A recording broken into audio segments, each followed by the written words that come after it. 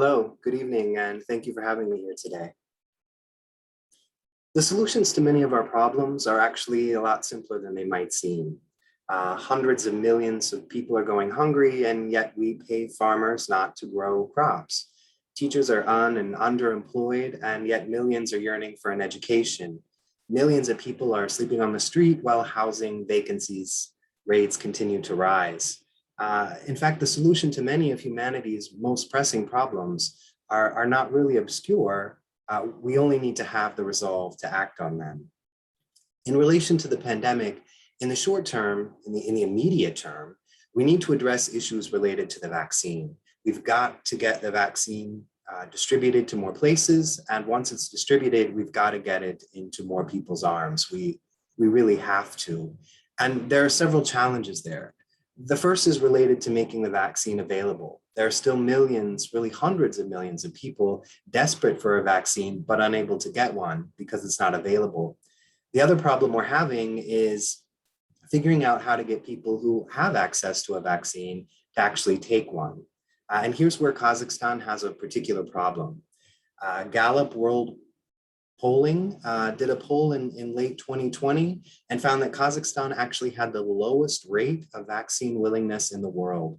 At that time, only about 25% of people in their survey in Kazakhstan reported being willing to get a vaccine. Now, obviously, that number has improved. We know that around 40% of people in Kazakhstan are now vaccinated, but that number is still quite telling and quite problematic.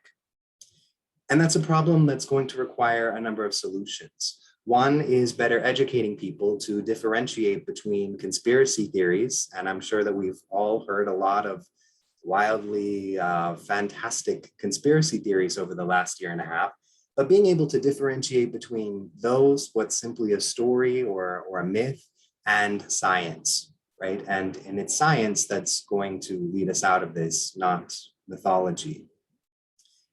The other issue that's going to have to be addressed is increasing trust in government. A number of studies have shown that one of the leading reasons people are unwilling to get a vaccine is they simply don't trust their government. And this has been shown to be a particular problem in Central Asia. So we need to get people to not just say that they're trusting their government, right? Something they would say in public or to their neighbors, but to actually trust their government. And in that way, we'll have a better society, but we'll also have more people willing to get vaccinated. There are lots of other issues as well that are going to need to be addressed in order to rebuild or to build anew our societies. One of those is digital inequalities. And this is an issue that's become particularly apparent during the pandemic, especially as those of us who are lucky enough to be able to access digital technologies have relied on them for our work, for our education, for our social interactions, really for our sanity in a lot of ways. Unfortunately, a lot of people do not have access to the internet.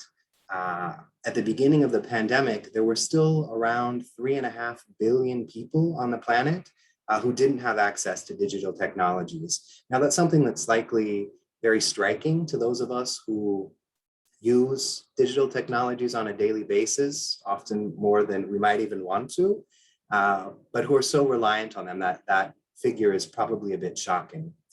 So that issue is going to need to be addressed and addressed very soon. And it's a bit of a complicated issue there. It's not simply giving people access to digital technologies, it's educating people on how to use those technologies. So it's one thing to give someone a computer and access to the internet, but it's something else to educate someone on how to use the computer and how to use the internet, and especially how to be able to take full advantage of the resources that are available through digital technologies. Another issue that's going to need to be addressed is increasing attention being paid to people who are violating public health laws.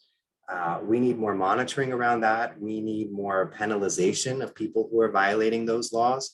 The example that comes to mind are people who are manufacturing and using and trying to pass off fake vaccine certificates. And unfortunately, Kazakhstan has gained a reputation for being a center of a place where those fake certificates are not only being produced, but are being used.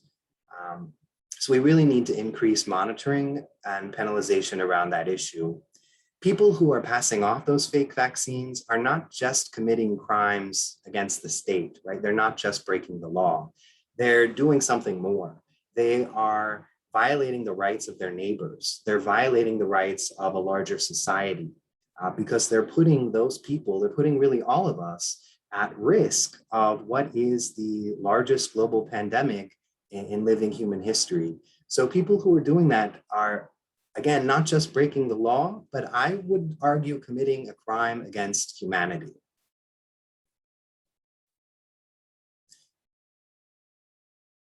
The essence of these arguments is essentially that there are lots of problems that we are facing. There were lots of problems that we were facing before the pandemic. The pandemic, however, has acted as a sort of magnifying glass to both bring a lot of these issues to our attention, but also to magnify a lot of these issues.